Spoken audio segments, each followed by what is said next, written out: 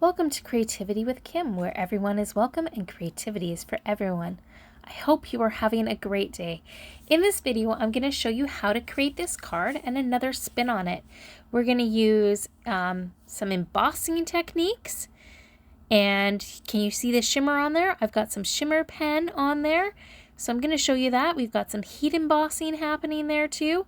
So we're using the November stamp of the month, as well as the holiday special stamp set. So we're going to use the sentiment from there, as well as the light bulbs from the Created to Shine November stamp of the month. We're going to use the Kaleidoscope embossing folder, Intense Black, Scarlet, and Evergreen ink, as well as Versamark. And we're using the gold glitter gems. So to start with, I'm going to fold my card base in half and get that all ready. And I'm just setting my other pieces aside, and I'm going to run that piece of Evergreen cardstock through my embossing folder in my Cuttlebug. And that piece is 5.5 by 4.25 inches. So I am going to use my black ink pad. So it's the Intense Black ink. And the reason why I'm using Intense Black ink for this card is because I am going to be coloring it in with some inks and going over it with a shimmer brush and then liquid glass. So I don't want my ink to smear. So that's something to keep in mind. Now I forgot to use my anti-static pouch to rub across this scrap piece of paper. Now I use some old ruby cardstock, but I'm using the Scarlet ink, and that would work the same. It would be beautiful on there. They're very similar in color. So I've stamped it in Versamark, and I'm just getting some gold embossing powder on it. I love to do it over top of a coffee filter, because then I can easily collect the stuff and then pour it back into my container. I find that better than those trays that you can get. I find I always have loose stuff in there. So that's how I do mine. And I find it's cheap, it's easy.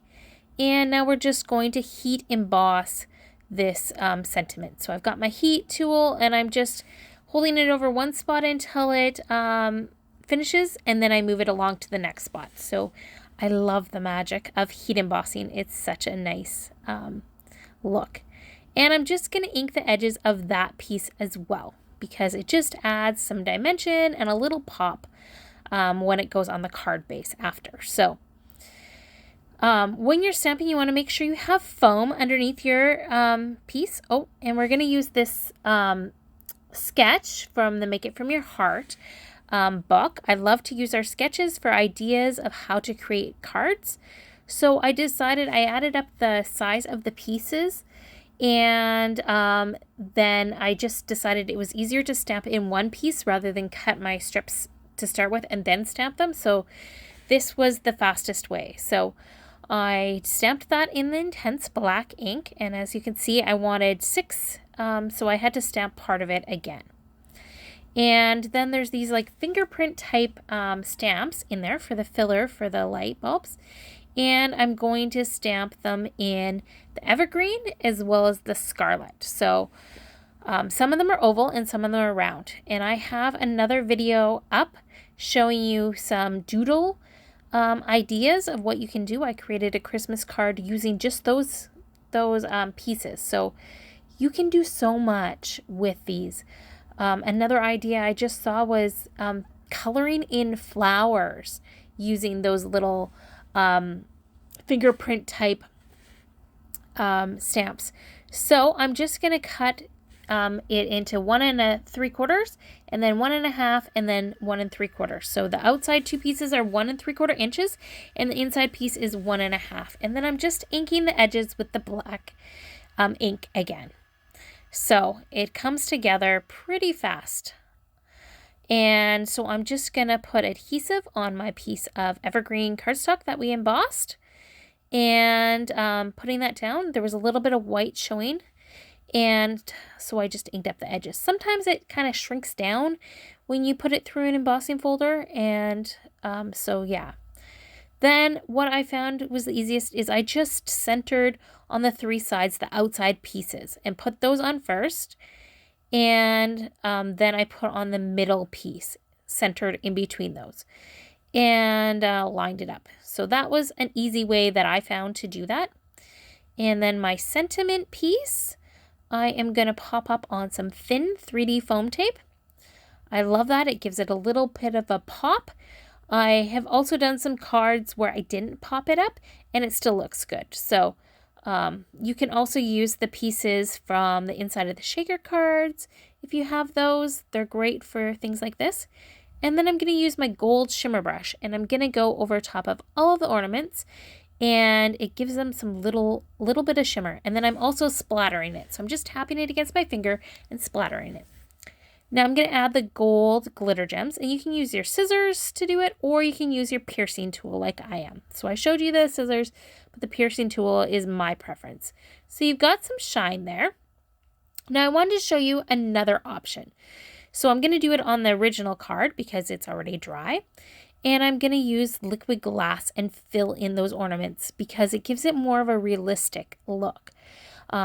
Ornaments like that, the light bulbs are kind of glossy, and so it's even more beautiful in once it's dried. It's a little bit cloudy to start with, but once it dries, it gets even clearer. So when you use liquid glass after you're done, you want to make sure you tap it down and then squeeze out any stuff that could be in the spout still and wipe it off so that it's all ready to go again the next time you use it. Otherwise, you end up with it clogging up, and you might have to use a pin to unclog it. So that's the best way to use your liquid glass and keep it so that it's working good for you, which liquid glass on stuff is like amazing. So the one with liquid glass actually has the shimmer of the sparkle of the shimmer brush as well as the gloss. So it's really pretty. And it's just a fun technique. I love to add that. It kind of gives you that epoxy sticker type look as well. So you can see the difference between them.